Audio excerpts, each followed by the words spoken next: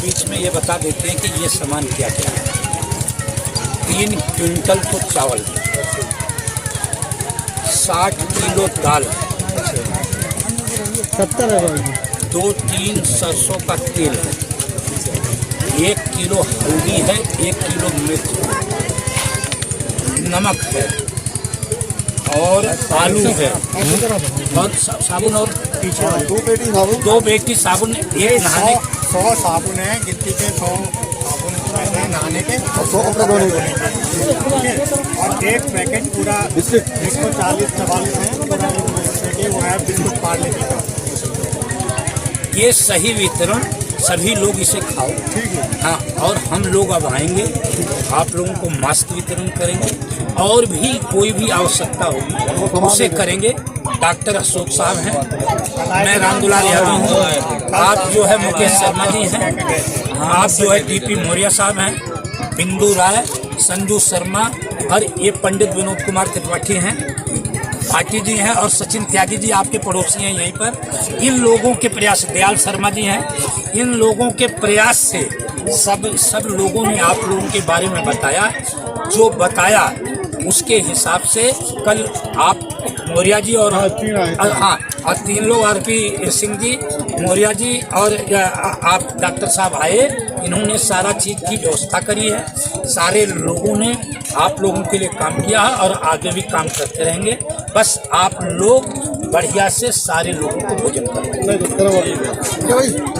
खुश रहो भैया, जो हम लोगों से और बात होगी वो करेंगे।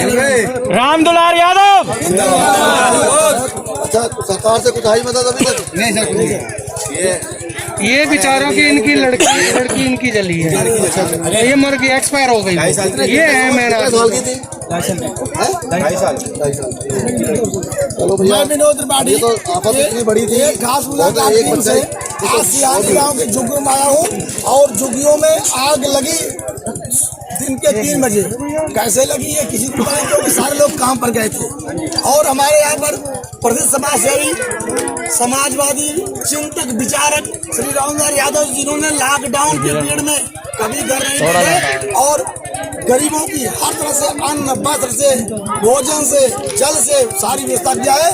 आज डीपी मौर्य जी और साहब श्री मुकेश अशोक जी, मुकेश शर्मा के साथ पूरी टीम के साथ, पत्रकारों को लेकर बिंदु राय जी, संजू शर्मा जी, सबके साथ जो हम लोग लेकर आए हुए हैं, इनके गरीबों में दर्द है।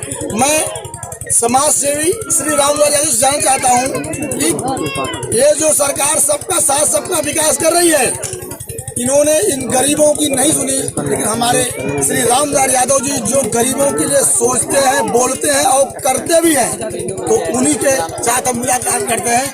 जी सर, आप इनकी जो आपको पहला कहाँ जो आने ऐसा है कि हम सभी साथी यहाँ इसलिए कि हम भगवान बुद्ध के और डॉक्टर अम्बेडकर के, महात्मा कबीर के और गुरु नानक देव महाराज जी के, और जिन लोगों ने इस दुनिया में दूसरों की पीड़ा को देखा है, समझा है, उनसे प्रेरित होकर हम लोग लगातार समाज के अंदर लोक शिक्षण अभियान ट्रस्ट द्वारा और अपने साथियों द्वारा, जैसे डॉक्टर अशोक जी हैं, डीपी मौर्य जी हैं, मुकेश शर्मा जी हैं, बिंदु राय हैं, संजू शर्मा जी हैं, इन लोगों के प्रयास से हम लोग समाज के अंदर जो कुछ बन पड़ रहा है उसे करने का प्रयास कर रहे हैं। किसी के दुख दर्द में काम आना मानवता है और यही सामाजिक हमारा दायित्व है, उसे हम पूरा करना चाहते हैं। और जहाँ तक सरकार का प्रश्न है, मैं सरकार से इस अवसर पर मांग करता हूँ कि जो यहाँ पर बेटी की क्षति हुई है उसकी भरपाई तो आप नहीं कर सकते, लेकिन कम से कम 10 लाख रुपए मुआवजा इस परिवार को मिलना चाहिए। तथा यहाँ के जो लोग हैं, जो बासिंदे हैं, इनकी जो क्षति हुई है, जो इनका नुकसान हुआ है, चाहे इनकी झुग्गियाँ जल गई हैं, चाहे इनका आर्थिक नुकसान हुआ है, क्योंकि इनके बासन, इनके जो छोटे मोटे गहने और वस्त्र थे वो सब यहाँ पर खत्म हो चुके हैं। सरकार से मैं मांग करता हूँ कि इनके सर्वेक्षण करके, यहाँ निरीक्षण करके किसी सक्षम अधिकारी को यहाँ भेजकर इनकी मदद की जाए। मानवता ही सबसे बड़ा धर्म है। मैं उन लोगों से ये गुजारिश करता हूँ, जिला प्रशासन से ये गुजारिश करता हूँ, खासकर जिलाधिकारी महोदय से गुजारिश करता हूँ कि आप लोग बहुत शिक्षित हैं, बहुत पढ़े लिखे हैं, आप लोगों के अंदर मानव के प्रति करुणा और दया होनी चाहिए। उस करुणा और दया को आप यहाँ पर जो 200 झुग्गियाँ जल गई हैं, यहाँ दिखाने का काम करिए और इनकी संपूर्ण मदद कीजिए और इनके बच्चों को शिक्षा के लिए किताबों का इंतजाम कीजिए। उनके लिए जो बस्ता है, जो स्कूल की ड्रेस है, उसका इंतजाम कीजिए। मैं इसकी मांग करता हूँ।